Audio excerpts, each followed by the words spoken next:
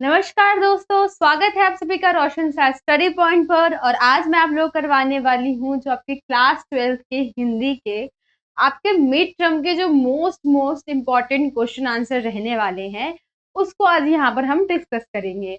और इस question answer के जरिए ही थोड़ा थोड़ा ब्रीफ में हम जो आपका चैप्टर है उसको भी समझने की कोशिश करेंगे। और ये सारे ही क्वेश्चन बहुत ज्यादा इम्पोर्टेंट रहने वाले हैं, तो प्लीज आप वीडियो को स्किप मत कीजिएगा। इतना इंट्रो आई होप काफी है। तो आपके जो क्वेश्चन है उसको हम स्टार्ट करते हैं, देखते हैं किस टाइप के क्वेश्चन आपको आपके एग्जाम में देखने को मिलने वाले हैं। एक बात और बता दूं, आप लोगों को पता है या आप अपने सीनियर से पूछना, क्वेश्चन क्या है सेम ही रहता है। मतलब मोस्टली आप देखेंगे क्वेश्चन सेम रहते हैं, कभी कभार क्वेश्चन चेंज हो जाता है, लेकिन क्वेश्चन एक ही रहता है। उसका फॉर्मेट मतलब क्वेश्चन एक्सप्रेस करने का तरीका जो है बस उसको चेंज कर दिया जाता है। ठीक है, क्वेश्चन बहुत कम मामलों में हम देखते हैं कि बदल कर आया हो या दूसरा आया हो। क्वेश्चन मेनली मोस्टली मैं बोलूँ तो सेम ही रहते हैं। ठीक, आंसर आपको वही देना होता है, क्वेश्चन पूछने का तरीका थोड़ा चेंज कर दिया जाता है। तो आपका जो क्वेश्चन है उसको हम देखते हैं और देख लेते हैं किस टाइप के क्वेश्चन आपको आपके एग्जाम में देखने को मिलने वाले हैं। तो फर्स्ट क्वेश्चन आपका फर्स्ट चैप्टर से ही है, देवसेना के गीत से है हमारा। देवसेना की हार व निराशा के क्या कारण है? तो इस चैप्टर में आपने पढ़ा होगा जो हमारी देवसेना है, हमारी मुख्य पात्रा होती है इस कविता की। तो किस तरीके से उसने अपनी लाइफ में कितनी बुरी से बुरी सिचुएशन देखी है, आपने इस चैप्टर से पढ़ा ही होगा कि क्या हुआ। जिससे वो प्रेम करती थी वो किसी और से प्रेम करता था, और उसके प्रेम के चक्कर में उसने अपना सारा ऐश्वर्य, धन दौलत जो भी था उसको त्याग दिया और अपना जीवन कहाँ, एक आश्रम को समर्पित कर दिया। और वो जो प्रेमी है वो आया उस मोड़ पर जब क्या था कि जो देवसेना है वो अपना पूरा जीवन जो है व्यतीत कर चुकी थी। ठीक, तो वही बताने हमें यहाँ पे कि ये जो निराशा या हार है उसका क्या कारण है। अब देवसेना की लाइफ में इतनी सारी दिक्कतें आई थी, ठीक है, तो अंत में जाकर कोई भी व्यक्ति होगा तो हार ही जाता है एक तरीके से। तो वही आपको यहाँ पर एक्सप्रेस करना है। तो हम देख लेते हैं क्या है। देवसेना मालवा के राजा बंधु वर्मा की बहन थी। ठीक है, ये हो सकता है आपसे एमसीक्यू में पूछ ले, तो इसको आप याद रखिएगा। मालवा के राजा बंधु वर्मा की बहन थी। हूनों के आक्रमण में उनका सारा परिवार नष्ट हो जाता है। हून जो होते हैं मतलब हूनों का आक्रमण होता है उनके राज्य पर, और उनके परिवार के ज्यादातर जो लोग होते हैं उनकी मृत्यु हो जाती है। वह स्कंदगुप्त से प्रेम करती है। अब इसका प्रेमी का नाम क्या है, हमारा स्कंदगुप्त है। परंतु स्कंदगुप्त मालवा के धन कुबेर की कन्या विजया को चाहता है।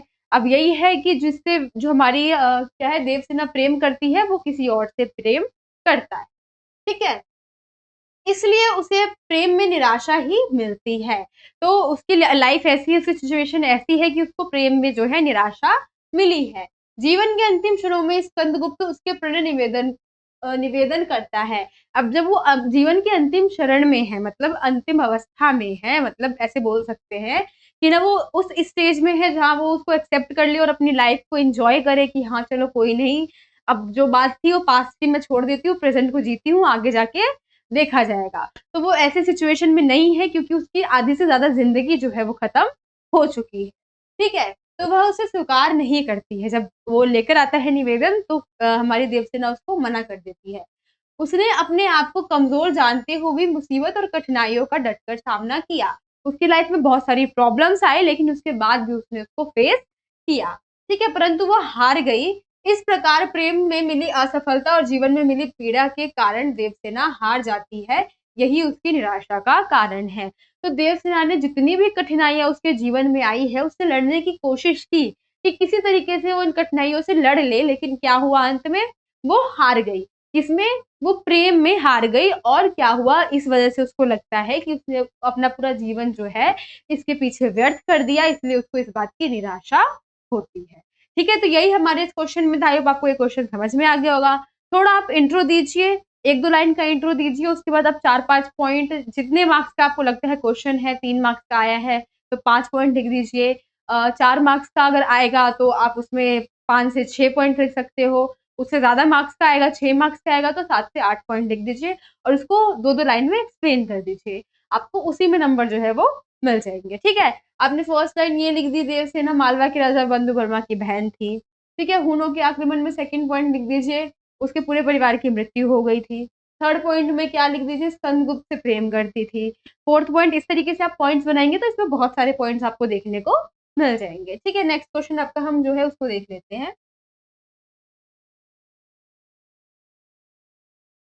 कवि ने आशा को बावली क्यों कहा है? तो यहाँ क्वेश्चन में पूछा गया है कि जो आशा आशा होती है वो बावली क्यों है। तो मेन आप जानिए तो आशा क्या है, अच्छी भी होती है बुरी भी होती है। किसी किसी के प्रति आपने आस लगा के रखा है कि चलो वो आएगा तो मेरा काम हो जाएगा, वो आएगा तो मेरी हेल्प कर देगा तो मैं ये काम कर लूंगा। ठीक है, होप अच्छी भी है एक तरीके से, लेकिन एक तरीके से खराब भी है, क्योंकि आशा आपने बहुत ज्यादा लगा ली कि मुझे यार थोड़ी पैसे की हेल्प थी, मुझे इस फ्रेंड पे भरोसा है, ये मेरे को मतलब मैं इससे जब भी पैसे मांगूंगा ये मेरे को दे देगा। आपने होप लगा के रखी थी, आपने उससे बात भी कर ली, उसने एक बार को बोल भी दिया कि जब तुझे जरूरत होगी तो मुझे बता दे। अब जब आपको जरूरत है, आप उस सिचुएशन में आ गए हो जहां पर आपको वो पैसे इन्वेस्ट करने हैं, और वहां आपने अपने फ्रेंड को कॉल किया और उसने मेन टाइम में मना कर दिया, तो क्या हुआ, जो आपकी आशा थी उसी ने आपको क्या किया, पीछे कर दिया। ठीक, तो यही कारण होता है जो कवि यहाँ पर आशा को बावली बोलता है। बाकी हम यहाँ फॉर्मेट को समझ लेते हैं कि आपके जो कविता है उससे कैसे रिलेट करती है, ये जो पॉइंट है वो। बाकी क्वेश्चन मतलब आंसर यही होगा जिस तरीके से मैंने बताया, बस एक्सप्रेस करने का तरीका थोड़ा अलग होगा। कवि ने आशा को बावली इसलिए कहा क्योंकि मनुष्य को यथार्थ से दूर स्वप्न के संसार में ले जाती है। अब आशा ऐसी है कि हम एकदम खो ही जाते हैं, किसी से आस अगर हमने लगा ली है तो हम बिल्कुल कि एक फैंटेसी में ही चले जाते हैं हम, कि मुझे पूरा भरोसा है कि वो व्यक्ति जो है वो मेरी पूरी मदद करेगा। ठीक, उसके मन में असंख्य आकांक्षाएं जगती है, बहुत सारी इच्छाएं जो होती है व्यक्ति के मन में जगने लग जाती है। आशा की डोर को पकड़कर वह असंख्य सपने को सजाता है। ठीक, आशा जब होती है तो बहुत सारी सोच, जैसे कि अब मेरी फ्रेंड से मैंने बात की, उसने बोल दिया कि ले लेना पैसे, तो मैं बहुत मन में आशा लगा रही हूँ यार पैसे मिल जाएंगे तो मैं यहाँ इन्वेस्ट कर दूंगी, वहां इन्वेस्ट कर दूंगी, फिर कुछ टाइम में इसको पैसे वापस कर दूंगी। तो ऐसी भावनाएं जो है वो उत्पन्न होने लग जाती है। ठीक है, भले ही वह सपने पूरे ना हो पाए, अब वो कंफर्म थोड़ी है जो मैंने आस लगाई है वो पूरी होगी या नहीं होगी, वो आस मैंने अपनी तरफ से लगाई है, वो सामने वाला क्या मतलब उसकी सोच क्या है, उसकी समझ क्या है, वो तो सामने वाला ही जानेगा। इन सपनों सपनों व आकांक्षाओं को पूर्ण करने के लिए वह उन्माद की स्थिति में पहुंच जाता है, मतलब वो ऐसी स्थिति में पहुंच जाता है कि मतलब वो चाहता है कि आकांक्षाएं जो है, उसके सपने जो है उसको पूरा करे, लेकिन वो अपनी आशाओं में ही खोया हुआ रहता है। देवसेना के मन में भी जीवन भर यही आशा जागृत रही कि एक न एक दिन उसे स्कंदगुप्त और उसके प्रेम का प्रतिदान मिलेगा। इस प्रकार आशा मनुष्य को अपने लक्ष्य तक पहुंचने की ललक में बावला बनाए रखती है। तो यहाँ पर हमने देखा कि देवसेना किस प्रकार से जो है वो पूरे टाइम वेट ही कर रही थी, उसने आस लगा रखी थी कि जो स्कंदगुप्त है वो कभी ना कभी उसका जो प्रेम है उसको एक्सेप्ट कर लेगा, बट ऐसा नहीं हुआ।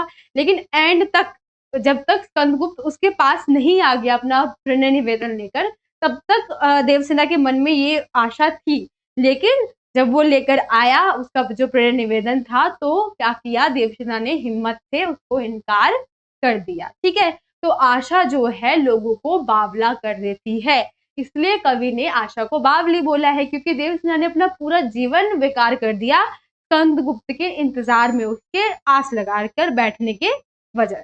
ठीक, तो आई होप आपको ये भी क्वेश्चन जो है समझ में आ गया होगा। नेक्स्ट क्वेश्चन आपका हम देख लेते हैं। उड़ते खग और बरसाती आंखों के बादल में क्या विशेषता है। यहाँ पर हम कार्नेलिया का गीत जो है वो हमारी कविता आ गई है, उसके बारे में हम यहाँ देखने वाले हैं। तो यहाँ पूछा गया है जो उड़ता खग है और बरसाती आंखों के बादल में क्या मतलब, इसका वर्णन कीजिए, इसकी विशेषता बताइए, क्या यहाँ पर ऐसा वर्ड यूज, मतलब ये जो वर्ड यूज किए गए हैं इसकी क्या विशेषताएं हो सकती है, किसको प्रदर्शित करती है, ये इस टाइप के क्वेश्चन आपको इस पॉइंट से बन सकते हैं। देख लेते हैं यहाँ पे क्या है। उड़ते खग से अभिप्राय प्रवासी पक्षियों से है। प्रवासी पक्षी है, ये आपका एक क्वेश्चन में ये मतलब एक नंबर में आपका एक क्वेश्चन जो है वो आ सकता है। ठीक है, कि उड़ते खग का मतलब क्या है, प्रवासी पक्षी, मतलब जो कहीं और से यहाँ पर आए हैं। इसका हम मतलब ये भी ले सकते हैं जो बाहरी देश से यहाँ पर लोग आए हैं, या बाहरी देश से जो पक्षी यहाँ पर आए हैं। ठीक है, बाहरी व्यक्तियों से है, तो बाहरी व्यक्ति से है, जैसे आप देखते हैं ना हम कहीं विदेश में जा रहे हैं, विदेश के व्यक्ति हमारे यहाँ आ रहे हैं, तो इसलिए उड़ते खग व्यक्ति मतलब उड़ते खग का प्रयोग यहाँ पर किया गया है। जो प्रवासी लोग होते हैं उनकी बात यहाँ पर की गई है। यहाँ उनका अस्तित्व और संस्कृति सुरक्षित है, संस्कृतित्व सुरक्षित है, मतलब जो बाहरी लोग हैं हमारे देश में आते थे, उस टाइम की बात हो रही है, अभी के टाइम का ज्यादा तो पता नहीं, लेकिन ये उस टाइम की बात हो रही है। यहाँ पर क्या था कि जो बाहरी देश से लोग आते थे उनका बड़े अच्छे से स्वागत किया जाता था, उनके अस्तित्व और मतलब उनकी संस्कृति को हानि नहीं पहुंचाई जाती थी, ठीक है, वो बात यहाँ बताई गई है। यहाँ उन्हें घर परिवार जैसा अपनत्व व आश्रय प्राप्त होता है। यहाँ के लोग उस टाइम इतने अच्छे, इतने दयालु थे कि क्या करते थे, वो उन लोगों को भी एक स्नेह की डोरी में बांध लिया करते थे। बरसाती आंखों के बादल से अभिप्राय है कि यहाँ लोग दूसरे के दुख दर्द को अपना समझकर उनका सहारा बनते हैं। तो भारत की विशेषता बताई जा रही है, हमें भारत के लोगों की विशेषता बताई जा रही है कि किस प्रकार से जो भारत के लोग हैं वो दूसरे व्यक्तियों की भी दुख को अपना दुख समझ लिया करते थे, वो बताया जा रहा है। उनके दुख में भारतीय लोगों के भी आंसू जो है वो निकलने लग जाते थे, ये हमें यहाँ पर बताया गया है, ठीक है। इस देश में प्रेम वह करुणा सर्वव्यापक है, मतलब इस देश में हमारे भारत देश में जो करुणा है, ठीक है, प्रेम जो है वो पूरी जगह फैला हुआ है। प्रेम करुणा मतलब कि हम दूसरों को अपना समझते हैं, दूसरे के दुख को हम अपना समझते हैं, जो दूसरे व्यक्ति आते हैं उनके अस्तित्व को हम संरक्षित रखते हैं। तो ये हमारे भारत और भारतीय लोगों की एक विशेषता है, ठीक है। उड़ते खग हमारे प्रवासी लोग हो गए। बरसाती आंखें मतलब कि हम बरसाती आंखों के बादल मतलब कि हम दूसरे के दुख में भी दुखी हो जाते हैं और उनको सांत्वना देते हैं, ठीक। तो आई होप आपको क्वेश्चन जो है समझ में आ गया होगा। नेक्स्ट क्वेश्चन आपका देख लेते हैं।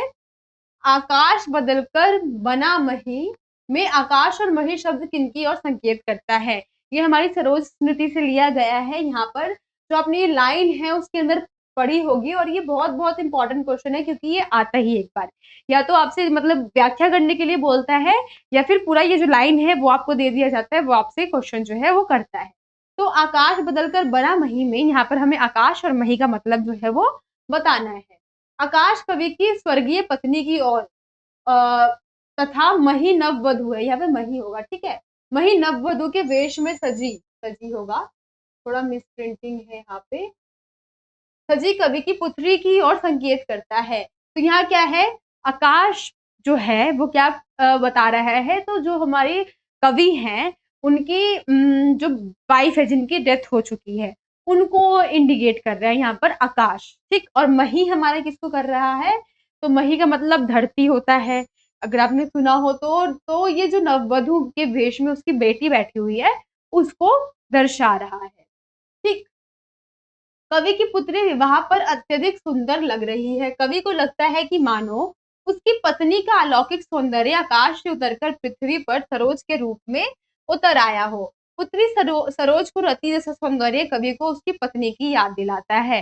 तो मेन हमारा इसमें क्या बताने का प्रयास किया गया है, यही बताया गया है कि जो हमारा कवि है वो अपनी पत्नी को याद कर रहा है और अपनी पत्नी की सुंदरता को अपनी बेटी के अंदर देख रहा है। उसका ये मानना है कि जैसे आकाश होता है, आकाश है, आकाश बदलकर बना मही, मतलब जो उसकी पत्नी जो थी अब वो उसके बेटी के रूप में आ गई है, उसकी बेटी इतनी ज्यादा सुंदर लग रही है, उसको ऐसा लग रहा है कि उसकी माँ ने अपनी सारी सुंदरता अपनी बेटी को दे दी है। इसलिए इस लाइन का यहाँ पर वर्णन किया गया है कि आकाश बदलकर बना मही, कि उसकी पत्नी उसकी बेटी की जैसी बिल्कुल मतलब उसकी बेटी जो है उसकी पत्नी के समान लग रही है, ठीक। तो आई होप आपको ये भी क्वेश्चन जो है समझ में आ गया होगा। नेक्स्ट देख लेते हैं। शकुंतला के प्रसंग के माध्यम से कवि का क्या संकेत है? तो यहाँ पे जो शकुंतला वर्ड का भी यूज आपने इस पोएम में देखा होगा, तो इसका क्यों यूज किया है उन्होंने वो हमें बताना है, इसके माध्यम से हमें कवि क्या बताना चाहते हैं वो हमें यहाँ पर बताना है। सरोज के विवाह के चित्रण में कवि निराला कालिदास की शकुंतला को स्मरण करते हैं।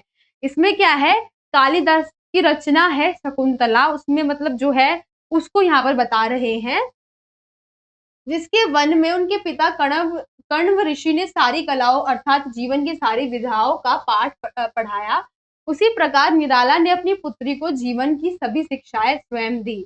परंतु शकुंतला को कण्व ऋषि ने दत्तक पुत्र के रूप में पाला था। अब यहाँ क्या बताया गया है, जो कण्व ऋषि है उन्होंने मतलब जो है मतलब एक ऋषि की बात की जा रही है यहाँ पे मेनली, हमारे जो मतलब यहाँ बताया गया है कालिदास के बारे में, वहां शकुंतला को स्मरण करते हुए उन्होंने क्या बताया है कि इन्होंने भी अपने पुत्र या पुत्री जो है उसको बहुत अच्छा शिक्षण दिया था, बहुत अच्छे से प्यार से उसको समझाया था, पढ़ाया था। वैसे ही उन्होंने अपनी पुत्री सरोज जो है उसको ये सारी शिक्षा दी है। और यहाँ ये बताया गया है कि जो हमारे कण्व ऋषि है वो क्या थे, शकुंतला के मतलब शकुंतला को उन्होंने गोद लिया था। दत्तक पुत्री का मतलब क्या है, उन्होंने उसको गोद लिया था। यहाँ पर इनके बीच में यही अंतर है कि शकुंतला जो है वो गोद ली हुई पुत्री थी और जो सरोज है इनकी अपनी पुत्री है। लेकिन दोनों का यही मतलब एक ये मोटिव बता रहे हैं कि जैसे उनको कण्व ऋषि ने पाला था, उनकी शिक्षा उनको दी थी, उनको जितने भी ज्ञान थे वो दिए थे, उसी प्रकार से जो सरोज स्मृति में हमारे जो निराला जी है उन्होंने सारी शिक्षा अपनी बेटी को दी है। क्योंकि आपने पढ़ा है उनकी पत्नी की मृत्यु हो जाती है तो उनका लालन पालन थोड़े दिन उनकी नानी के यहाँ होता है, फिर उनके पिता जो है वो करते हैं। तो वैसे ये दोनों को समान बता रहे हैं कि शकुंतला और सरोज की स्थिति एकदम समान है, बस अंतर इतना है कि वो गोदलू हुई पुत्री थी और सरोज मेरी अपनी पुत्री है। ठीक है, तो ये क्वेश्चन में हमने शकुंतला के प्रसंग में यही बताया है उन्होंने कि शकुंतला को भी उनके पिता द्वारा मतलब गोद तो लिया गया था लेकिन उन्होंने उनको सारी शिक्षाएं दी थी। वैसे ही सरोज को निराला जी ने सारी शिक्षाएं दी है। ठीक, नेक्स्ट, क्षण के महत्व को उजागर करते हुए कविता का मूल भाव लिखिए। अब मैंने देखा एक बूंद कविता से लिया गया है, तो एक जो क्षण होता है, क्षण मतलब जो आए और खत्म हो जाए वो क्षण होता है। ठीक, तो हमें यहाँ पे क्षण के महत्व को उजागर करते हुए यहाँ पर हमें कविता के बारे में बताना है। मैंने देखा एक बूंद कविता में कवि ने जीवन में क्षण के महत्व को स्थापित किया है। तो अब क्षण की बात करें, मैंने देखा एक बूंद के हिसाब से, तो हम यहाँ पर देख ले तो ये हमारा समुद्र मान लेते हैं। ठीक है, अब एक बूंद यहाँ से क्या कर रही है, ऊपर जा रही है कुछ देर के लिए। आप देखते हैं आप पानी में पत्थर डालो थोड़ी देर के लिए ऊपर जाएगा लेकिन वो दोबारा नीचे चला जाता है ना। तो वही बात यहाँ की जा रही है कि जो एक क्षण है वो कितना महत्वपूर्ण भूमिका निभाता है वो हमें यहाँ पर बताना है। अब आप देख रहे हैं कि मैंने मान लो यहाँ पत्थर मारा है तो एक क्षण के लिए ही जो बूंदे हैं वो बाहर निकल कर आ रही है तो समुद्र से अलग अस्तित्व बना रही है। जब ये समुद्र से बाहर आई है तभी हमने इसको बूंद का जो नाम है वो दिया है, नहीं तो समुद्र के अंदर है तो ये समुद्र का ही एक अंग होगी। ठीक, तो वही उसी तरीके से हमें क्षण को विभाजित करना है कि किस तरीके से जो क्षण है एक महत्वपूर्ण भूमिका निभाता है किसी के भी जीवन में। ठीक, तो हम यहाँ पे देख लेते हैं क्या है। कवि देखता है कि समुद्र के झाग से निकलकर एक बूंद क्षण भर सूर्य की लालिमा से रंगकर अद्भुत सौंदर्य से परिपूर्ण हो गई है। उस दृश्य को देखकर कवि को यह अनुभूति हुई कि समुद्र से अलग होकर बूंद क्षण भंगुर अवश्य हो गई, परंतु इस क्षण भंगुरता ने उसमें विशिष्टता भर थी। अब यहाँ क्षण भंगुर मतलब कुछ समय के लिए ही ये ऐसा हुआ कि कुछ समय के लिए बूंद बनी थी, लेकिन उसने क्या किया, समुद्र से बाहर निकलकर एक अलग अस्तित्व को उजागर कर दिया, भले ही वो कुछ देर के लिए ही था। जैसे यहाँ पर हमें मेनली सोसाइटी की बात, हम अगर दोनों पोएम पढ़े, हमारी एक और जो है वो भी हम पढ़े और ये भी पढ़े, तो मेनली हमें सोसाइटी की बात यहाँ बताई जा रही है कि अब सोसाइटी में बहुत सारे लोग हैं। अगर हम वहां से निकलने का प्रयास करें तो हम निकलकर एक अपनी अलग विशेषता बना सकते हैं। ठीक है, वैसे ही यहाँ पर हमें पानी का मतलब एग्जाम्पल दिया गया है कि जो समुद्र है जब यहाँ से बूंद निकल रही है तो एक अलग पहचान बना रही है अपनी। सूर्य की किरणों से क्या है, इसकी लालिमा अलग हो गई है और भले ही ये कुछ देर के लिए था लेकिन ये एक विशेष और इसकी जो एक हम बोल सकते हैं ना, इसका अस्तित्व जो है बहुत ज्यादा बढ़िया हो गया था यहाँ से निकलने के बाद। बूंद के प्रतीक के माध्यम से यहाँ कवि यह भाव प्रकट कर रहा है कि जिस प्रकार विराट के सम्मुख बूंद का समुद्र से अलग दिखना उसे नश्वरता के दाग से मुक्ति दिलाता है। मतलब क्या है, जब विराट समुद्र से जो एक बूंद है बाहर निकल रही है तो उसके मतलब नकारा होने का जो एक वो होता है ना कि मतलब वो एक झुंड के अंदर कोई व्यक्ति घुसा हुआ है और वहीं से जवाब दे रहा है, तो क्या वो मतलब उसको हम अच्छा मानेंगे? नहीं ना। अगर वो सामने निकल कर आ रहा है, अपने पॉइंट को रख रहा है, तो हम उसको अच्छा मानेंगे, उसके पॉइंट ठीक है। तो 4 लोगों के बीच में व्यक्ति बोल सकता है, मतलब अब पता नहीं चल रहा, 5-6 लोगों का मान लो ग्रुप है, उसके बीच में कोई व्यक्ति बैठा हुआ है और धीरे-धीरे दबी आवाज में बोल रहा है, तो हमें पता नहीं चलेगा। लेकिन यहाँ पर इस बूंद ने क्या किया, हिम्मत दिखाई और यहाँ समुद्र से बाहर निकल कर आया और उसने अपनी नश्वरता को, जो उसके नश्वरता का दाग था, उसको खत्म कर लिया। उसी प्रकार मनुष्य के जीवन का एक विशेष क्षण भी उसके जीवन को सार्थक बना देता है। हमारा एक कदम, एक क्षण जो है, वो हमें विशेष की ओर ले जाता है। ठीक, हमारा कुछ टाइम के लिए नहीं होता, अगर हमने खुद पे भरोसा रख लिया तो हम यहाँ से बाहर निकलेंगे। समाज की जो ये सोच होती है, जाति-पाति जहाँ पर अभी तक समाज रुका हुआ है, अगर हम इससे बाहर निकल जा रहे हैं, हमें जो करना है, जिस फील्ड में जाना है, उस फील्ड में जा रहे हैं, तो हम एक अच्छी विशेषता जो है अपनी यहाँ पर लेकर आ जाएँगे। ठीक? तो वैसे ही यहाँ पर समुद्र के एग्ज़ाम्पल से हमें यही समझाया गया है। आपको ज़रूरी नहीं है कि आप यही बातें लिखो, आप इसकी 4 लाइन लिख दो और आप खुद बता सकते हो कि किस तरीके से इस पॉइंट का समाज के ऊपर एक प्रभाव पड़ता है। आप ये पॉइंट लिखोगे तो ये और ज़्यादा इफ़ेक्टिव लगेगा, क्योंकि मतलब जो चेकर होगा उसको पता चलेगा कि आप क्या कर रहे हो, इन सब पॉइंट को रियल लाइफ़ से कनेक्ट कर पा रहे हो। ठीक? तो मेनली इस एज में अगर आपने रियल लाइफ़ से कनेक्ट कर लिया आपकी जितनी भी पोएम है उसको, तो बहुत अच्छा है। अगर आप उसको एक्सप्लेन कर रहे हो तब भी आपको नंबर जो है वो मिल जाएँगे। और मेरे ख्याल से तो और ज़्यादा अच्छे नंबर मिलेंगे। ठीक, नेक्स्ट क्वेश्चन देख लेते हैं, सागर और बूंद से कवि का क्या आशय है?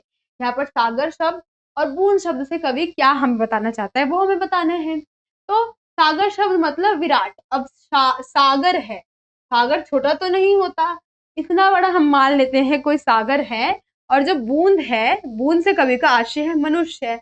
मतलब ये हमारा एक तरीके से इसको आप सागर समझ लो और समाज भी समझ लो। आपको पता है समाज में बहुत सारे लोग होते हैं, यहाँ पे कुछ लोग मैं बना देती हूँ आड़े टेढ़े से, ठीक है? ये हमारा समाज है। वैसे इसको आप सागर भी समझ लो, क्योंकि कवि ने हमें इसको सागर बताया है। लेकिन मेन मतलब उसका यही था, समाज को दर्शाने का।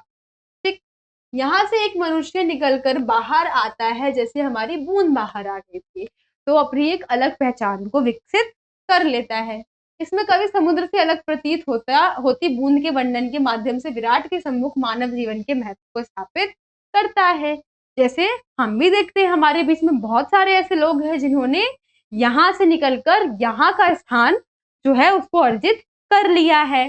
तो वही यहाँ कवि बताना चाहता है कि जो विराट लोगों का समूह है, मतलब इतना बड़ा लोगों का समूह है, उसमें से कुछ लोग जो होते हैं हिम्मत कर कर बाहर निकलते हैं और अपने स्थान को इतने एरिया से और ज्यादा फैला देते हैं। ठीक है, तो आई होप आपको ये भी क्वेश्चन जो है समझ में आ गया होगा। नेक्स्ट क्वेश्चन आपका आप देख लेते हैं, रंग गई क्षण भर ढलते सूरज की आग से, पंक्ति के आधार पर बूंद के क्षण भर रंगने की सार्थकता बताइए। बूंद के क्षण भर सेम रिपीट हो गई है लाइन, ठीक है? आप वही वाली लाइन को क्या करो, पढ़ लो, इसको काट देना। तो यहाँ पर कुछ ही देर में सूरज की लालिमा के प्रकार रंग गई। यहाँ बूंद की बात हो रही है। आपको पता है पानी है तो वो तो बूंद मतलब कोई भी चीज की रोशनी पड़ेगी तो उस कलर की हो जाएगी। यहाँ सूरज की रोशनी जो इसके ऊपर पड़ी तो ये बूंद क्या हुए, सूरज की रोशनी के जैसी हो गई। तो वही हमें यहाँ बताना है, लेकिन एक इफेक्टिव तरीके से हमें ये बताना होगा। तो हम देख लेते हैं क्या हमें आंसर में बताया गया है। मैंने देखा एक बूंद कविता में कवि ने यह दर्शाया कि समुद्र के झाग से बाहर निकलती एक बूंद क्षण भर के लिए ढलते हुए सूरज की आग जैसी धकते रंग से रंग गई। मतलब कुछ देर के लिए हमने ये सुना, क्षण भर के लिए ही बूंद जो है वो बाहर आई थी और उतनी देर में ही वो सूरज की रोशनी के समान क्या है, व्यतीत प्रतीत होने लग गई। इसके द्वारा कवि यह बोध कराता है कि विराट के सम्मुख बूंद का क्षण भर के लिए रंग जाना उसे एक विशिष्टता उत्पन्न कर देता है। अब इतने बड़े समुद्र में एक बूंद ने हिम्मत की कि वो बाहर निकले, ठीक है? जैसे इतने बड़े समाज में कोई एक मनुष्य हिम्मत करता है कि वो बाहर निकले, तो वो अपनी एक विशिष्ट पहचान जो है उस जगह पर बना लेता है। जैसे कि हमारे बूंद ने बना ली। यह विशिष्टता बूंद बूंद को नष्ट होने के बोध से मुक्ति का एहसास करा देती है। अब जब बूंद यहाँ से बाहर आ गई है तो इसको इस बात का बुरा भी नहीं लगेगा कि वो दोबारा जाके उस समुद्र के अंदर मिल जाएगी, ठीक है, क्योंकि अंत में उसको जाना उस समुद्र के अंदर ही है। जैसे कि हम व्यक्ति है तो हम एक बड़ा स्थान हासिल कर भी लेते हैं, लेकिन रहना तो हमें समाज के भीतर ही है ना। ऐसा तो नहीं है कि हम अमीर बन गए तो हम समाज से अलग ही हो जाएंगे, ठीक। तो ऐसे ये बता रखा है कि क्या है, यह विशिष्टता बूंद के जो नष्ट होने का बोध होता है उसको भी खत्म कर देती है। मतलब व्यक्ति को ऐसा नहीं लगता, कोई व्यक्ति अच्छा बन गया है, अमीर बन गया है, जिस चीज को पाना चाहता था उसको पा लिया है, तो एक विशिष्टता जो है उसके अंदर आ जाएगी, ठीक है। इस प्रकार विराट से अलग मनुष्य के जीवन का एक क्षण भी उसकी सार्थकता को सिद्ध कर देता है, उसे नश्वरता के भाव से मुक्त कर देता है। तो ऐसे ही व्यक्ति का जीवन है, जैसे कि हमारे इस बूंद का जीवन था, कुछ देर के लिए बाहर निकला लेकिन अपनी नश्वरता से मुक्त हो गया। नश्वरता का जो दाग था, आलस्य का दाग था, उन सब से वो दूर हो गया। वैसे ही मनुष्य भी अपने जीवन में इस चीज को प्राप्त कर सकता है। नेक्स्ट क्वेश्चन अब देख लेते हैं। मही सकल अनर्थ कर मूला पंक्ति द्वारा भरत के विचारों के भाव को स्पष्ट कीजिए। ये भरत राम का प्रेम मिलाप जो है हमारा उसमें से है। तो मही सकल अनर्थ कर मूला पंक्ति के द्वारा हमें भरत के विचारों को व्यक्त करना है। तो भरत जी यहाँ पर क्या बता रहे हैं कि मैं ही मतलब मही मतलब मैं सकल पूरे अनर्थ कर, मतलब जो भी अनर्थ हुआ है उसका मूल हूँ, मतलब मेरी वजह से ही ये सारा अनर्थ जो है वो हुआ है। अब उनको पता है कि जो केकई होती है वो किस लिए राम जी को वनवास भेजती है, ताकि जो भरत जी है वो उनकी जगह गद्दी पर बैठ जाए, सिंहासन पर बैठ जाए। लेकिन भरत जी को ये बात अच्छी नहीं लगती है, तो वो सभा में सबके आगे ये बात बोल रहे होते हैं कि राम जी इतने अच्छे हैं, इतने बढ़िया है, उन्होंने कभी द्वेष की भावना से मुझे नहीं देखा। वो तो जो हारे हुए लोग होते हैं उनको भी जितवाने का प्रयास करते हैं, लेकिन मेरी वजह से आज उनको ये स्थिति जो है वो देखनी पड़ रही है। मेरे ही कारण ये सारा जो भी अनर्थ हुआ है उसका मूल, उसका जड़ जो है वो मैं ही हूँ। तो यही हमें इस लाइन के अंदर समझाया गया है। इसी को अब आप बड़े हो चुकी हो तो अब मुझे पता है इसी को आप एक्सप्लेन कर दोगे, क्योंकि एक हिंट की जरूरत होती है और पैराग्राफ अपने आप बन जाता है, ठीक। बाकी हम यहाँ देख लेते हैं। इस पंक्ति से यह होगा, यहाँ पर स्पष्ट होता है कि राम के वन गमन व पिता की मृत्यु, माताओं की दशा के भरत है, यहाँ पे भरत, ठीक है। भरत स्वयं को ही दोषी मानते हैं। पिता की मृत्यु व राम को वनवास भी उनके कारण हुई है, इसके लिए वह स्वयं को अपराधी मानते हैं और खेद प्रकट करते हैं। माता कौशल्या की बात कर लियो, उनकी स्थिति बहुत ज्यादा मतलब वो हो जाती है, खराब हो जाती है। वो राम को बहुत ज्यादा याद कर रही होती है। उनके पिता दशरथ जो होते हैं उनकी भी मृत्यु कुछ टाइम बाद हो जाती है जब राम जी वनवास जाते हैं, और राम जी वनवास चले जाते हैं, उनके साथ जो माता सीता होती है और जो लक्ष्मण होते हैं वो भी चले जाते हैं। तो ये सब बातें जो है जो भरत जी है उनको बहुत ज्यादा बुरी लगती है, उनके ऊपर बहुत प्रभाव पड़ता है इन बातों का, और इन सबसे बहुत ज़्यादा व्याकुल हो जाते हैं वो, और ऐसी बातें करते हैं कि मेरी वज़ह से ये सारे काम जो है मतलब हुए हैं। मैं ही इन सब का मूल हूँ, मैं ही इन सब का जड़ हूँ। ठीक, तो आई होप आपको ये क्वेश्चन भी समझ में आ गया होगा। नेक्स्ट देख लेते हैं हम। रही चकी चित्र लिखी सी पंक्ति का मर्म अपने शब्दों में स्पष्ट कीजिए। रही चकी चित्र लिखी सी, अब यहाँ पे जो हमारी माता कौशल्या है उनकी बात की जा रही है कि किस प्रकार से वो राम जी को याद करते हुए एकदम मतलब ऐसी स्थिति हो चुकी है उनकी जो खड़े खड़े सोच में चली जाती हैं, राम जी के बचपन को याद करती हैं, तुरंत रोने लगती है। वो सारी बातें हमें इस पंक्ति के अंदर बतानी है। इस पंक्ति का अर्थ यह है कि जब माता कौशल्या को राम जी की याद आती है तो उनकी स्थिति एक जड़ चित्र के समान हो जाती है। मतलब आप देखते हैं ना, किसी की याद आ रही है तो हम एकदम से खड़े हो गए और जहां हमारी नजर है हमारी नजर वही रहेगी, वहां से हिलेगी ही नहीं। 3-4 बार कोई आवाज लगाएगा तब हमारा जो ध्यान है वहां से टूटेगा। तो बिल्कुल जो माता कौशल्या है उनकी स्थिति बिल्कुल ऐसी ही हो गई है, ठीक। जो हिलती डुलती नहीं है।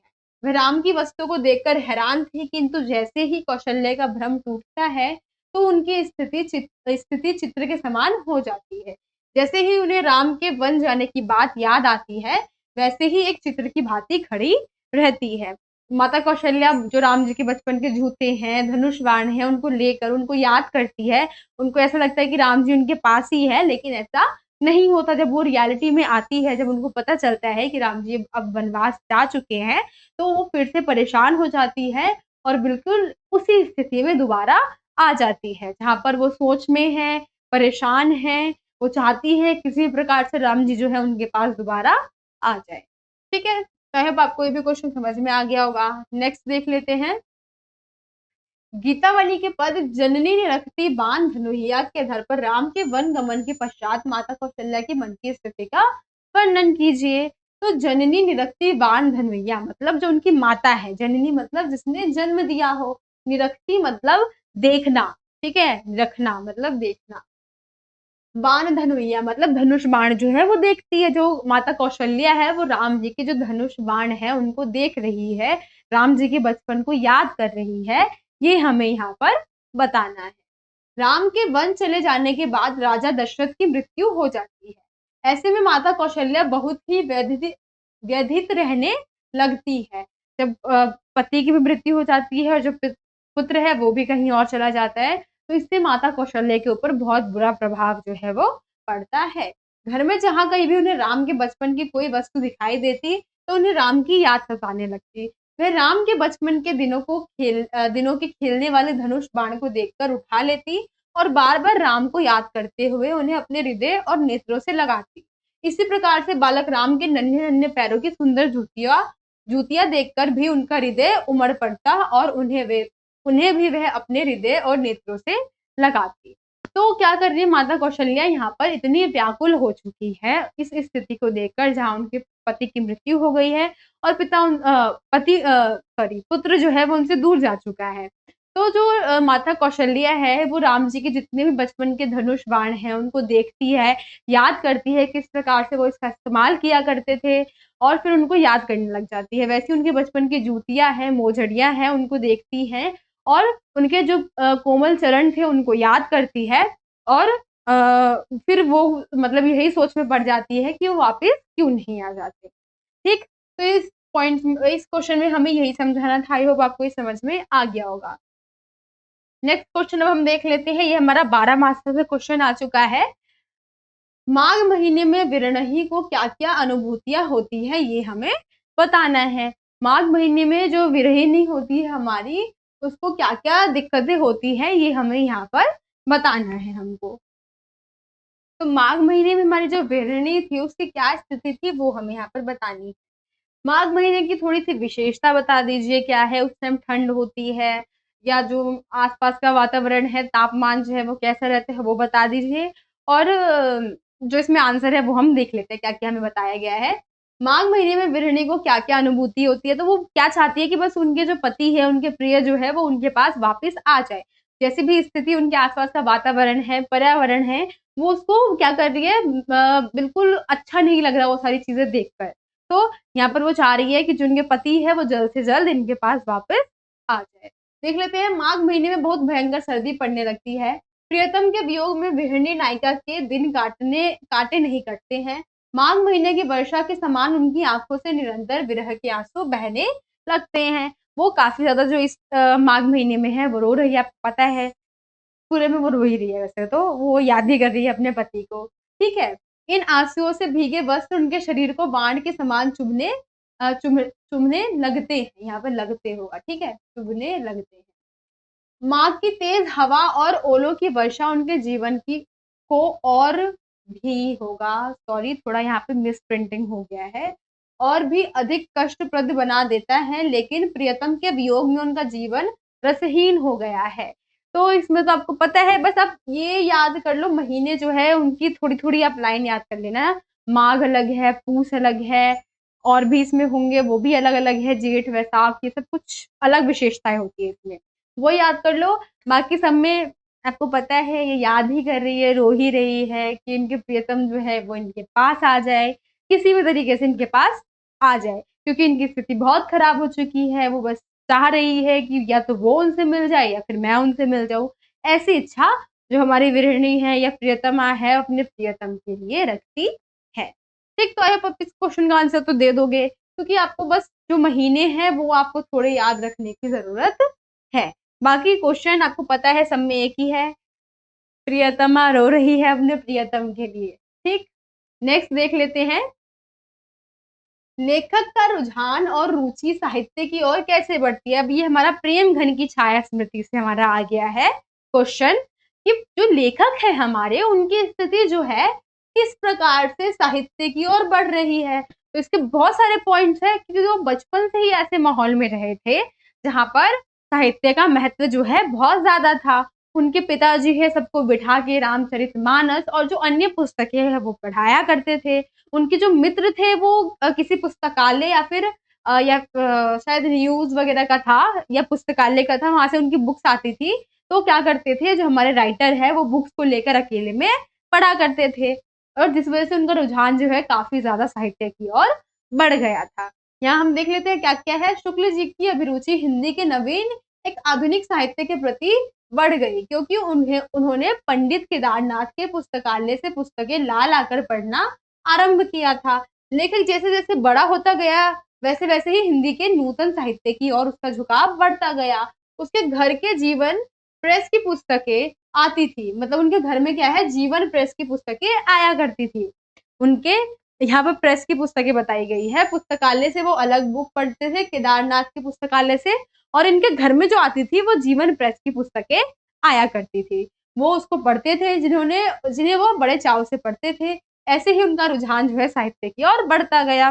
ठीक है, तो बहुत सारे कारण थे। पुस्तकालय से पुस्तक पढ़ना कारण था, हिंदी की तरफ एक रुचि जो था वो था, और जो है हमारा जीवन प्रेस की पुस्तकें है वो पढ़ा करते थे। ठीक है, तो इन सब विशेषताओं की वजह से जो लेखक है उनका झुकाव जो है बहुत ज्यादा बढ़ चुका था किसकी तरफ, साहित्य की तरफ।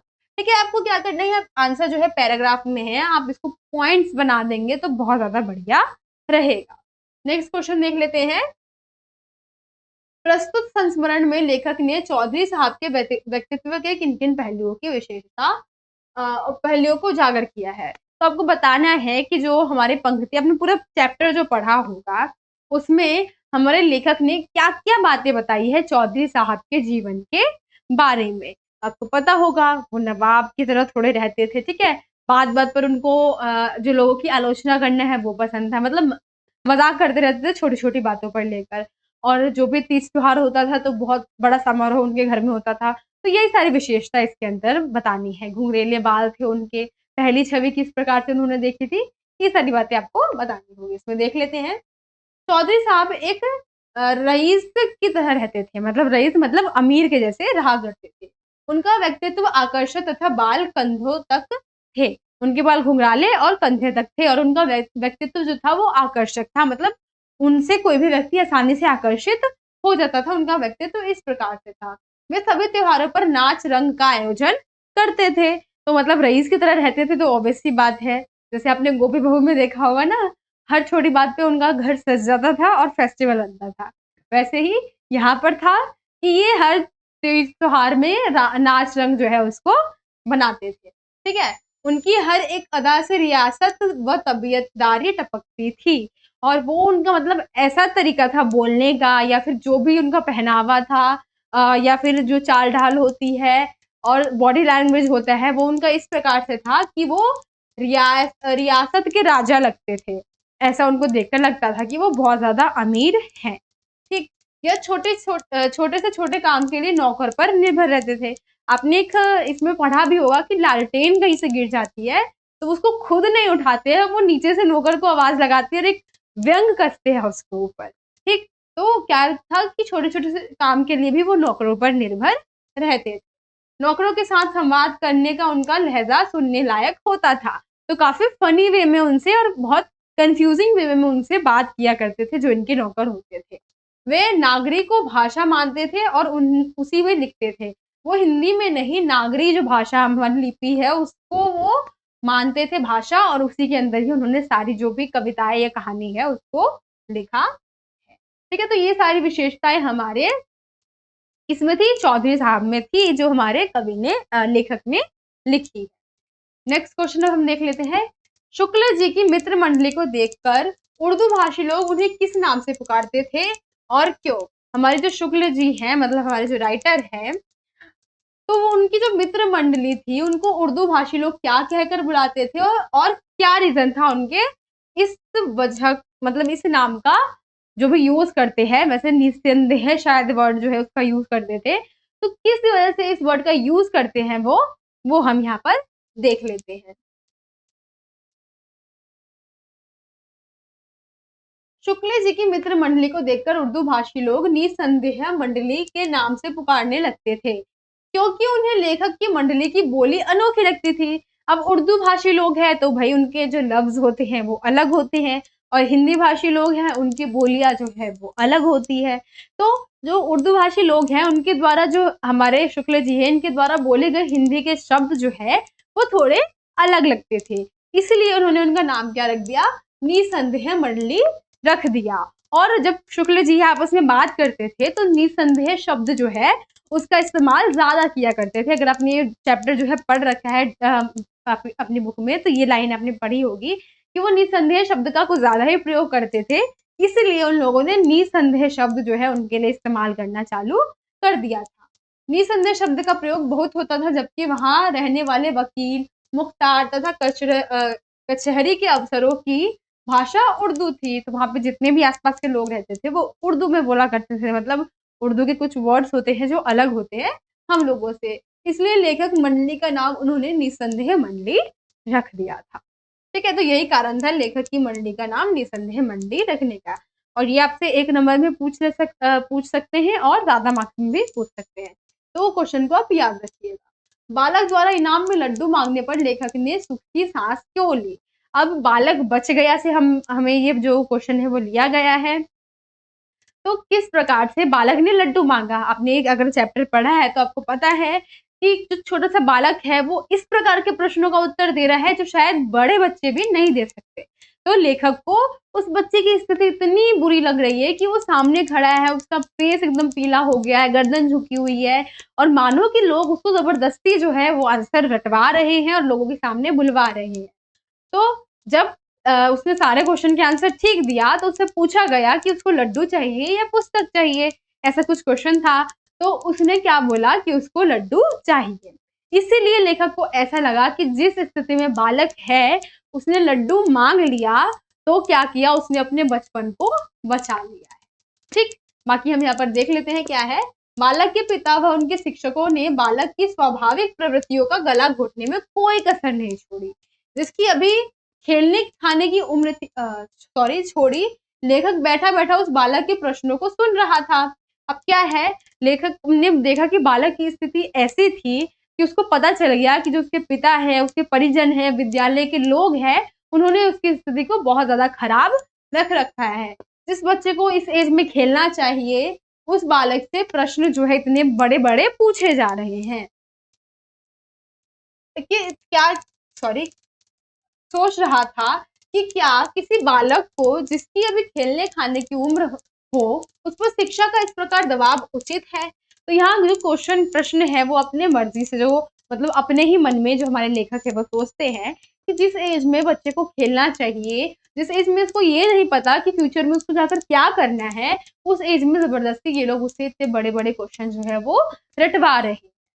ठीक, जब बालक ने लड्डू मांगा तो लेखक को लगा कि अभी इस बालक का बचपन मरा नहीं, यहाँ पे मरा होगा, ठीक है, मरा नहीं है, अभी भी इसको इस दबाव से उबारा जा सकता है। लेखक के द्वारा सुख की सांस लेने का यही कारण था। अब लेखक जब बच्चे से पूछा जाता है कि उसको लड्डू चाहिए या कुछ और, तो बच्चा बहुत कंफ्यूज हो जाता है कि अगर उसने लड्डू मांग लिया और दूसरी चीज नहीं मांगी तो उसके घर वाले उसको डांटेंगे। ठीक है, तो ऐसे बहुत देर तक दुविधा में रहता है और उसके बाद डिसाइड करता है कि उसको लड्डू ही लेना है, जिससे लेखक बहुत ज्यादा खुश हो जाता है कि बच्चे के मन में कहीं ना कहीं उसका बचपन अभी भी दबा हुआ है, जो कि बाहर निकलने की कोशिश कर रहा है। ठीक है, तो इसी वजह से हमारे लेखक जो है वो बहुत ज्यादा खुश हो जाते हैं, क्योंकि बालक बच चुका होता है, उसका बचपन अभी मरा नहीं होता है। ठीक, नेक्स्ट क्वेश्चन हम देख लेते हैं क्या है। लेखक ने धर्म का रहस्य जानने के लिए घड़ी के पुर्जे के दृष्टांत को क्यों चुना? अब यहाँ पे हमारे घड़ी के पुर्जे नामक जो हमारी छोटी सी कहानी बोल दो, वो उससे लिया गया है। तो लेखक ने ना जो घड़ी है, घड़ी के पुर्जे हैं, उसका इस्तेमाल ही क्यों किया यहाँ पर, वो हमें बताना है। घड़ी के पुर्जे का क्या मतलब, कोई और भी उदाहरण ले सकता था, लेकिन उसने घड़ी के पुर्जे का उदाहरण ही क्यों लिया, तो आपको मेनली यही समझाना है। तो अब घड़ी के पुर्जे की बात कर लो, कोई सी भी घड़ी की बात कर लो, तो उसको कोई भी ठीक नहीं कर सकता। वो ऐसा पेचीदा काम है कि उसको सिर्फ जो व्यक्ति उसमें महारत हासिल कर चुका हो, जो घड़ी साज हो, वही उसको ठीक कर सकता है। इसलिए लेखक ने यहाँ पे घड़ी के पुर्जों का यूज किया है, क्योंकि जैसे हम देखते हैं ना कि हमें लोग बहुत बड़े ज्ञान की बातें बताते हैं, हमें बताते हैं आत्मा के बारे में, परमात्मा के बारे में, लेकिन दूसरों को उस ज्ञान से वंचित रखते हैं कि तुम इस पुस्तक को मत पढ़ो, इस पुस्तक को पढ़ने का अधिकार सिर्फ हमारा है, तुम्हारा अधिकार सिर्फ बातों को सुनने का है। तो ये तो गलत बात है ना, क्योंकि जब तक आप उसको पुस्तक पढ़ने नहीं दोगे, तो वो खुद से कहाँ से कुछ चीजें जो है वो सीख पाएगा। वैसे ही घड़ी है, जब कोई व्यक्ति सीखेगा ही नहीं, तो उसको ठीक कैसे कर पाएगा। तो इस एग्जाम्पल के जरिए जो हमारे लेखक हैं, उन्होंने हमें जो हमारे समाज की सच्चाई है, उससे जो है क्या बोल सकते हैं, यहाँ पे हमें रूबरू करवाने की कोशिश की है। ठीक है, तो हम देख लेते हैं क्या है। लेखक ने धर्म का रहस्य जानने के लिए घड़ी के पुर्जे हो गए, यहाँ पे पुर्जों का उदाहरण लिया है, क्योंकि उन्होंने घड़ी, सॉरी फॉर अ मिस्टेक, ठीक है, घड़ी है यहाँ पे, घड़ी को केवल समय बताने वाली मशीन समझने तक ही सीमित ना मानकर घड़ी को खोलकर देखने, उसकी साफ सफाई, उसके कल पुर्जों के विषय में जानकारी हासिल करने का अधिकार सबको होना चाहिए, ऐसा माना है। ठीक, तो वही जैसे मैंने आपको बताया कि जब तक कोई व्यक्ति घड़ी ठीक करना सीखेगा ही नहीं, तो कहाँ से घड़ी ठीक कर लेगा, है ना। एक मिनट, एक मिनट। हाँ, तो यहाँ पर मैं आपको बता रही थी कि जैसे आपको पता है कि जो घड़ी है उसको कोई भी व्यक्ति ठीक नहीं कर सकता, वही व्यक्ति ठीक करता है जिसको उसकी जानकारी होती है। लेकिन जब कोई व्यक्ति उसको सीखने ही नहीं देगा दूसरे व्यक्ति को, तो वो कैसे सीखेगा उस चीज को। ठीक है, वैसे ही हमारे समाज में जो बड़े बड़े लोग हैं, वो धर्म की बातें करते हैं और दूसरे व्यक्तियों को धर्म की जो विशेषता है, मतलब उसकी उत्पत्ति है, उसके बारे में नहीं जानने देते। तो कभी जो है वही समझाना चाहते हैं कि जब आप किसी को चांस ही नहीं दोगे ये सीखने का, तो वो कहाँ से आपको किसी चीज की जानकारी बताएगा। ठीक है, इसलिए उन्होंने घड़ी के पुर्जे जो है, उसका शब्द जो है, या फिर जो हमारा घड़ी का पुर्जा है, उसको यहाँ पर मेन पॉइंट जो है, मेन टॉपिक जो है वो रखा है। इसी प्रकार धर्म से संबंधित बातें धर्मोपदेशक तक ही सीमित न रहकर सभी को उनके अर्थों का बोध कराया जाना चाहिए। ठीक है, तो वही है कि सभी व्यक्ति को धर्म की जानकारी भी होनी चाहिए। जो व्यक्ति वहां बैठकर पोथी पढ़कर हमें बता रहा है, क्या पता वो ठीक बता रहा है नहीं बता रहा। तो हर व्यक्ति का अपना स्वयं का अधिकार होता है कि वो धर्म की जानकारी को एकत्रित कर पाए। ठीक है, नेक्स्ट क्वेश्चन हम आपका देख लेते हैं क्या है। अनाड़ी के हाथ में चाहे घड़ी मत दीप दो, सॉरी यहाँ पर भी थोड़ा मिस्टेक है। अनाड़ी के हाथ में चाहे घड़ी मत दो, पर जो घड़ी साजी का इम्तिहान पास करके आया है, उसे तो देखने दो, आशय स्पष्ट कीजिए। मतलब यहाँ बताया गया है कि जैसे आपको पता है कि घड़ी जो है, हमने देखा ना कि कोई भी व्यक्ति उसको ठीक नहीं कर सकता, वही व्यक्ति ठीक कर सकते हैं जिसने इम्तिहान दिया हो उसका, या घड़ी साजी जानता हो।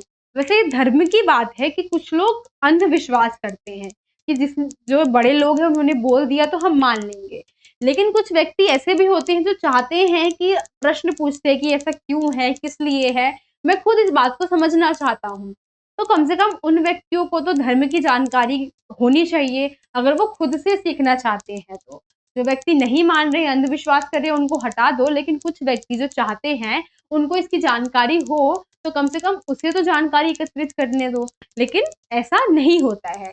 लेकिन यहाँ पर हमारे जो कवि का लेखक है, उन्होंने एक तगड़ा वार किया है जो घड़ी के पुर्जे है उसका इस्तेमाल करके। ठीक, तो आपको ये पॉइंट समझ में आ गया होगा, क्योंकि यही सारी बातें आपको इसके अंतर्गत बताई गई है। आप इसका स्क्रीनशॉट ले लीजिए, यही चीजें आपको इसके अंदर देखने को मिलेगी जब आप इसको पढ़ोगे। नेक्स्ट क्वेश्चन हम देख लेते हैं। ढेले चुन लो पाठ में किस अंधविश्वास की ओर संकेत किया गया है। अब ढेले चुन लो पाठ हमारा आ गया है, तो इसमें आपने एक पुरानी प्रथा के बारे में सुना होगा, जिसमें क्या है, हमारे अलग अलग 4 प्रकार के ढेले होते हैं, जिसमें से एक अशुभ भी होता है, जिसमें से एक बहुत शुभ भी होता है, और 2 मिडल वाले भी होते हैं। जैसे यहाँ पर देख लेते हैं क्या क्या हमें बताया गया है। इस पाठ में जिस विवाह रीति का वर्णन किया गया है वह अंधविश्वास के प्रतीक में है, जिसमें मिट्टी के ढेले के आधार पर वधु का चुनाव होता है। लड़कों के सामने खेत की, हवन की, चारागाह की और शमशान की मिट्टी को रखा जाता है। ठीक है, और वो क्या करते हैं, किसी भी मिट्टी के ढेले को चुन लेते हैं। लड़की ने जिस मिट्टी के ढेले को उठा लिया उसका भविष्य उसी के आधार पर निर्धारित होगा। यह अंधविश्वास ही था क्योंकि शमशान की मिट्टी के बदले ढेले होगा यहाँ पे, सॉरी, ढेले उठाने पर अपशगुन होता है। ज्योतिष संबंधित अंधविश्वास पर कटाक्ष किया गया है। तो यहाँ पर जैसे आपने 4 देख लिए, उनमें से ये तो चलो चल जाते हैं, लेकिन अगर किसी ने ये वाला ढेला उठा लिया तो इसको अशुभ माना जाता है। क्या ये सही है कि आप किसी के जीवन के बारे में आप ढेले चुनकर आप उसका निर्णय ले लो कि वो किस घर में जाएगी या फिर उसका भविष्य ढेले के आधार पर निर्धारित होगा? तो ये बिल्कुल सही नहीं है ना। तो वही यहाँ पर हमें क्या है, अंधविश्वास को बताया गया है कि पुराने टाइम पे अंधविश्वास जो है कितने बड़े लेवल पर फैला हुआ था। जाति धर्म से हटकर ये अंधविश्वास इतना ज्यादा ऊंचा था कि यहाँ पर सिर्फ ढेलों के द्वारा जो लड़की है उसका भाग्य निर्धारित किया जाता था। ठीक, तो ये हमारी एक बहुत गलत जो प्रथा थी वो थी। नेक्स्ट देख लेते हैं संबंधिया की क्या क्या विशेषता है और गांव वालों के मन में संबंधिया की क्या अवधारणा होती है। संबंधिया की बात कर ले तो एक ऐसा व्यक्ति है जो कि हमारे संवाद जो है कहीं और लेके जाता है। संवाद जो कि हमारी कही हुई बात होती है एज इट इज। जैसे मैं यहाँ आपको बोल रही हूँ रोके कोई बात कि मुझे उसने मारा, मैंने ये रोके बोल दिया। अब ये बात मैं चाहती हूँ कोई जाके, मेरी मम्मी जो यहाँ से मतलब 2-3 घंटे की दूरी पर रहती है या 2-3 दिन की दूरी पर रहती है, वहां पर जाके तुम्हें ये बात बतानी है। अब सेम एक्सप्रेशन लेके मैं रोते हुए बोल रही हूँ, हंसते हुए बोल रही हूँ, गाते हुए बोल रही हूँ, कुछ भी करते हुए बोल रही हूँ, उस समधिया को सेम एक्सप्रेशन लेकर 2-3 दिन बाद भी वहां पर जाके सेम चीज बतानी पड़ेगी। तो ये इजी नहीं होता है ना। तो ये सारी विशेषता हमारे समधिया के अंदर होती है कि सारी बातों को वो सुनता है, ग्रहण करता है, सेम एक्सप्रेशन के साथ 2-3 दिन का सफर तय करने के बाद वो सारी बातें जो सामने वाला गांव है वहां पर जाकर बताता है। और वहां से जो उनकी माता का जो भी जवाब आएगा, जिस वे में आएगा, रोते हुए, हंसते हुए, जो भी करते हुए, वो क्या करेगा, उस बातों को दोबारा 2-3 दिन बाद मेरे पास लेकर आएगा। लेकिन गांव वाले जो है समधिया को क्या समझते थे, कामचोर। वो बोलते थे कि मतलब वो लड़कियों का काम जो है, गांव की औरतें होती है उनका काम फ्री में कर देता है। और मतलब ऐसे समझते थे कि उसका काम बहुत इजी है, काम इतना आसान है कि कोई भी व्यक्ति समधिया बन सकता है। तो यही बातें आपको इस क्वेश्चन के अंदर देखने को मिलेगी। तो आप ये स्क्रीनशॉट ले लीजिए चाहे तो इसका। जैसे यहाँ पर निठल्ला, कामचोर, पेटू आदमी जैसे शब्द का इस्तेमाल किया गया है गांव वालों के द्वारा। ठीक है, नेक्स्ट क्वेश्चन अब हम देख लेते हैं अपना। बड़ी बहुरिया का संवाद हरगोविंद उसके मायके तक क्यों नहीं पहुंचा पाया। अब जो हमारी बड़ी बहुरिया थी हमारे हवेली के रहने वाली थी, ठीक है, उनकी पति की मृत्यु हो चुकी थी और उनके जो भी देवर वगैरह थे वो शहर में रहते थे।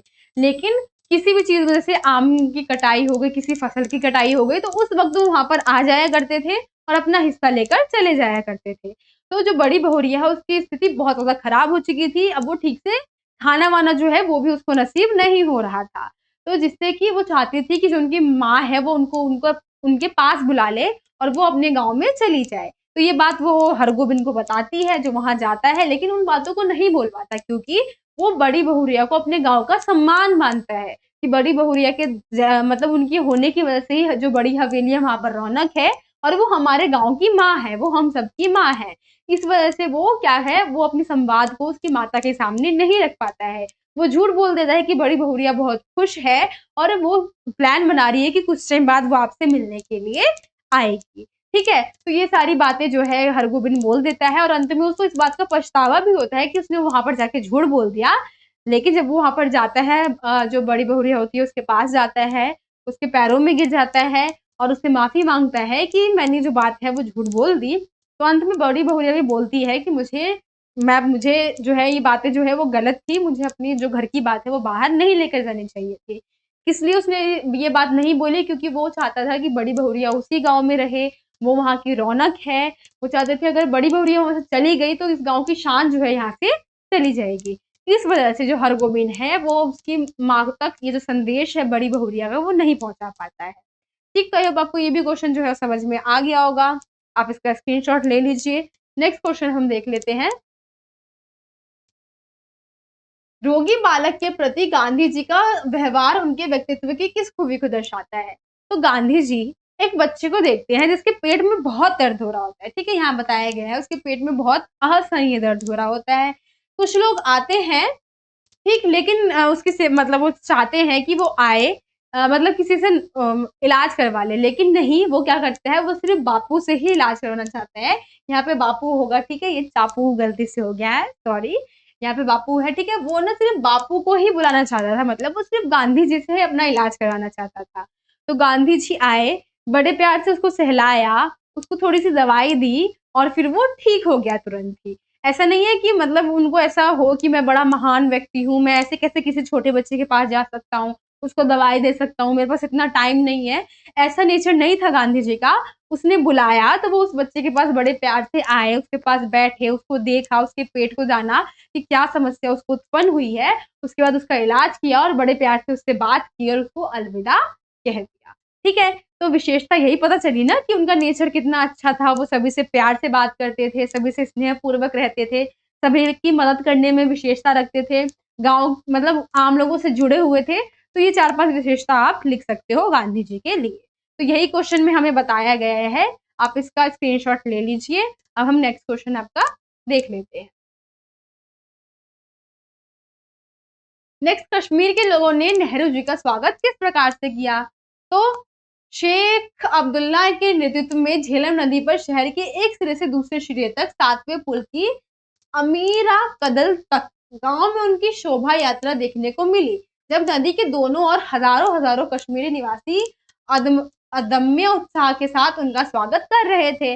तो उस टाइम शेख अब्दुल्ला जी ने उनका स्वागत जो है वो किया था। कहां से कहां तक? तो झेलम नदी से एक शहर से उसके दूसरे सिरे तक लेकर गए थे और इस प्रकार से एक बड़ी सी जुलूस जो है नेहरू जी के लिए निकाली थी, जहां पर बहुत हजारों की तादाद में कश्मीरी व्यक्ति थे और शोर उल्लास कर रहे थे और उनका जो है भरोसा बढ़ा रहे थे। ठीक, तो इस तरीके से कश्मीर में उनका स्वागत हुआ था। नेक्स्ट क्वेश्चन हम देख लेते हैं। अराफत ने ऐसा क्यों बोला कि वह आपके ही नहीं हमारे भी नेता है, उतने ही आदरणीय हैं जितने आपके लिए? इस कथन के आधार पर गांधी जी के व्यक्तित्व का वर्णन कीजिए। अराफत जो है हमारे यासेर अराफात जी, उन्होंने ऐसा इसलिए बोला क्योंकि जो है ये भी हमारे जो ब्रिटिश वगैरह है उनके गुलाम थे, इनका जो देश था। ठीक, वैसे ही हम भी उनके अधीन थे, जो हमारे ब्रिटेन के लोग थे वो आ गए थे यहाँ पर। तो वही बताया गया है कि जो गांधी जी का तरीका था लोगों से बात करने का, कौन सी हिंसा रोकने वाली नीति जो थी, तो वही बताया गया है कि जो इस प्रकार से अराफत जी जो है वो भी चाह रहे थे कि इसी प्रकार से हम करें कि हम बिना हिंसा के ही जो आज़ादी है उसको अपनाएं।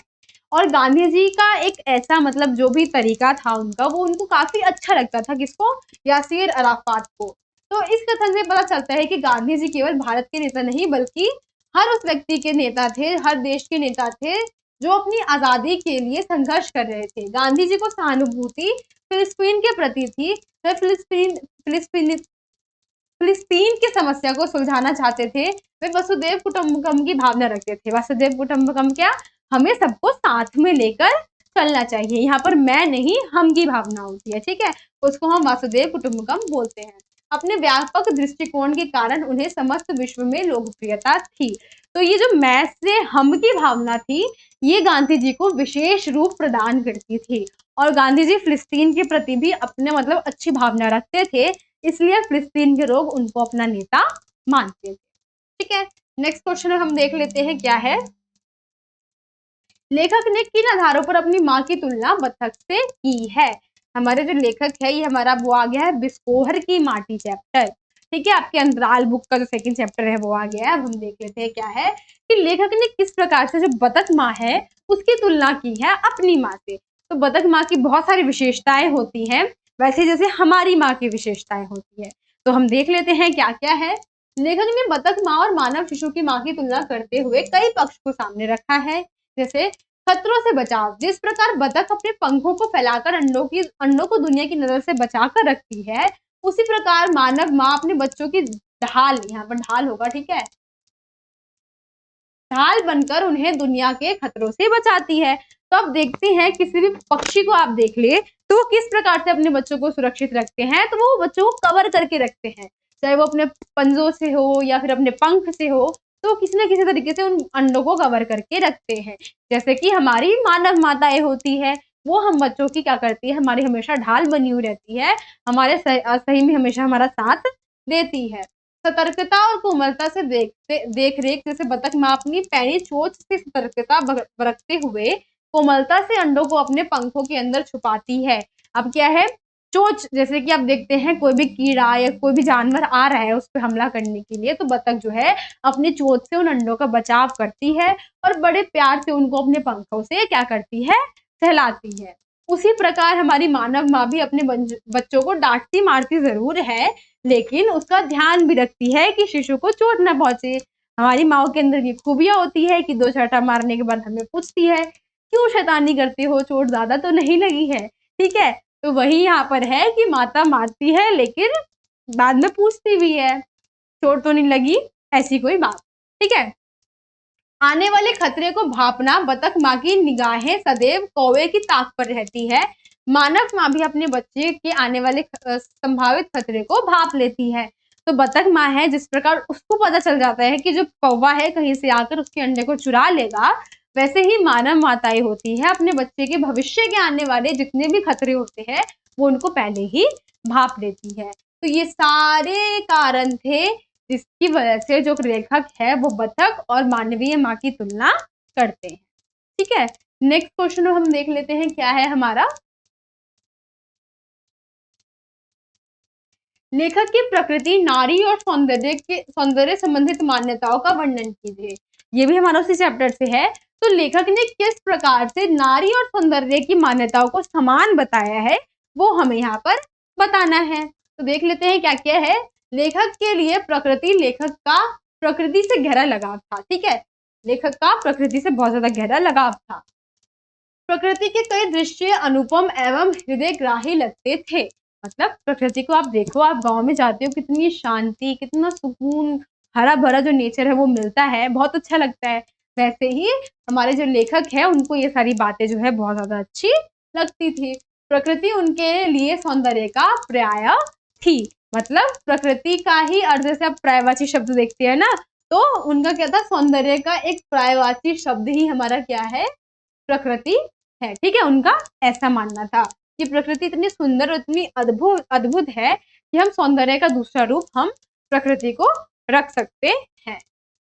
लेखक की दृष्टि से नारी, लेखक की दृष्टि में नारी, लेखक ने अपने गांव में एक रूपवती नारी देखी जिसकी सुंदरता देखकर लेखक के हृदय में बस गई। मतलब वो नारी इतनी सुंदर थी कि उसकी सुंदरता क्या है, लेखक के हृदय के अंदर बस गई। वह भी लेखक के सौंदर्य की प्रतिमूर्ति लगी। तो जैसे कि प्रकृति को पहले उन्होंने क्या बोला, सौंदर्य का प्राय बोला, वैसे ही प्रकृति का हमारा क्या लगी, ये प्रतिमूर्ति लगी। कौन, हमारी नारी जो थी वो लगी, ठीक है। प्रकृति और नारी में समानता, सौंदर्य की समानता होने के कारण लेखक को लगा जैसे प्रकृति नारी का सजीव रूप लेकर उसके समक्ष आ गई है। अब वो लड़की उनको इतनी सुंदर लगी कि उनका ये मानना था कि जो मान लो पूरा प्रकृति ही उसके अंदर समा गया है, मतलब जिंदा हो गई प्रकृति जो है वो खड़ी हो गई है उनके सामने।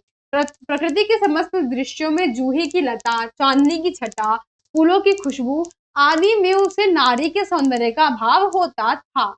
मतलब ये सब चीजें देखते थे, जूही की लताएं पहले इनको बहुत अच्छी लगती थी, चांदनी की छटा इनको अच्छी लगती थी, लेकिन अब क्या हुआ कि उन सब चीजों में उस स्त्री को वो ढूंढ रहे हैं, ठीक है। सौंदर्य के समान धर्म होने के कारण लेखक को प्रकृति और नारी एकाकार होते हुए दिखे।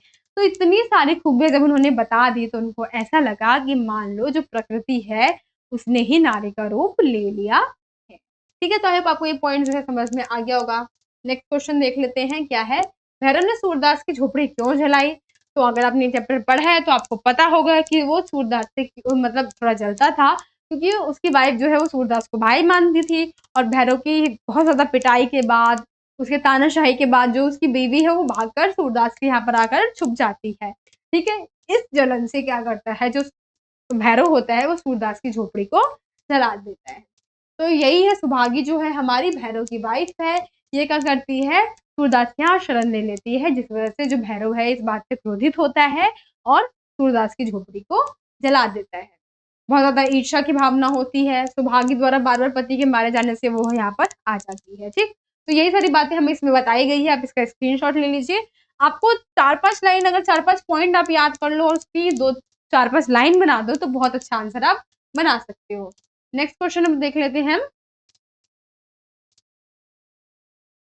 तो हम 100 लांघ बनाएंगे, इस कथन के संदर्भ में सूरदास की चरित्र की विशेषता बताइए। अभी नहीं तो ये फाइनल में कंफर्म है कि ये क्वेश्चन आपको देखने को मिल जाएगा। ठीक है, तो इस क्वेश्चन को आप ध्यान से पढ़िएगा। तो यहाँ पर क्या है, बहुत सारी विशेषताएं हमें सूरदास की बताई गई हैं, जैसे हार नहीं मानने की प्रवृत्ति, कर्मशील मेहनती। हार ना मानना कैसे, सूरदास, ये लाइन ही ऐसी है कि अगर वो इतनी बार जला देंगे तो हम बार बार बनाते रहेंगे। ठीक है, तो वही यहाँ पर बताया गया है कि वो हार नहीं मानता है। मेहनती, तो वो डर भी नहीं रहा है, मेहनती है कि कोई बात नहीं, अगर वो जला देंगे तो मैं मेहनत करके दोबारा इसको बना लूंगा। ठीक है, नेक्स्ट, प्रतिशोध की भावना से मुक्त। ऐसा नहीं है कि उसके मन में ये है कि उसने मेरी झोपड़ी जला दी है तो मैं भी जाके उसकी झोपड़ी जला दूं। ठीक है, ऐसी भावना उसके मन में नहीं है, वो एकदम इस भावना से मुक्त है। नेक्स्ट, निर्णय लेने की क्षमता है। अब उसको पता है कि किस प्रकार से निर्णय लेना है, कब कौन सा कदम उठाना है, तो ये सूरदास की विशेषता है। हृदय एवं परोपकारी है। ऐसा नहीं है किसी बात को लेकर बैठ जाता है कि तुमने ऐसा कर क्यों दिया, वो तुरंत ही बातों को भूल जाता है और लोगों को क्षमा कर देता है। आशावादी दृष्टिकोण है। ठीक है, क्या है, मिठुआ के खेल की बात सुनकर सूरदास के मन में भविष्य की इच्छा जो है उजागृत हुई थी और ये भविष्य के बारे में भी सोचता है, आशावादी है। ठीक है, नेक्स्ट, हमारा नेक्स्ट क्वेश्चन आ गया है, फिलिस्तीन के प्रति भारत का रवैया बहुत ही सहानुपूर्ण था, इसके बारे में बताइए। तो ये गांधी, नेहरू, यासेर अराफात वाला चैप्टर के कुछ 2 क्वेश्चन आपके हैं। तो साम्राज्यवादी शक्तियां कई देशों पर अन्याय कर रही थी और उसमें अपने अधीन करना चाहती थी। मतलब साम्राज्यवादी जो भी शक्तियां थी हमारी, वो सभी क्या करना चाहती थी, सभी देशों को अपने कंट्रोल में करना चाहती थी। भारत स्वयं फिलिस्तीन की तरह साम्राज्यवादी शक्तियों के अन्याय का शिकार था। ठीक है, इस अन्याय के विरुद्ध आवाज उठाने वाले के साथ साथ वह सहानुभूति रखता था। तो फिलिस्तीन को ऐसा लगता था कि जो भी व्यक्ति उनके मतलब साम्राज्यवादी शक्तियों के अधीन है और उसके खिलाफ आवाज उठाना चाहते हैं, तो हमारे फिलिस्तीन के जो मंत्री है या जो भी लोग हैं वो उसका समर्थन करते थे। भारतवासी फिलिस्तीन के लोगों को सही मानते थे तथा उन्हें भी आंदोलन के लिए समर्थन देना चाहते थे। इसी संघर्ष में यासेर अराफात ने गांधी जी को अपना आदर्श माना हुआ था। ठीक है, इसमें कुछ एक्सप्लेन करने वाला नहीं, आपको पता है कि वो भी साम्राज्य के अधीन थे, हम भी साम्राज्य के अधीन थे, इसलिए हमारी दोस्ती जो है वो हो गई। ठीक है, नेक्स्ट आपका जो लास्ट क्वेश्चन है उसको हम देख लेते हैं। यहाँ पे शुक्ल जी के पिता की विशेषता का वर्णन कीजिए। यहाँ शुक्ल जी जो है हमारे प्रेम घन की छाया स्मृति वाले, उनके पिता की क्या विशेषता थी वो हम देख लेते हैं। वीडियो थोड़ी लॉन्ग बन गई तो जल्दी मैं इसको खत्म कर देती हूँ। उनके पिता फारसी भाषा के अच्छे ज्ञाता थे तथा पुरानी हिंदी कविता के प्रेमी थे।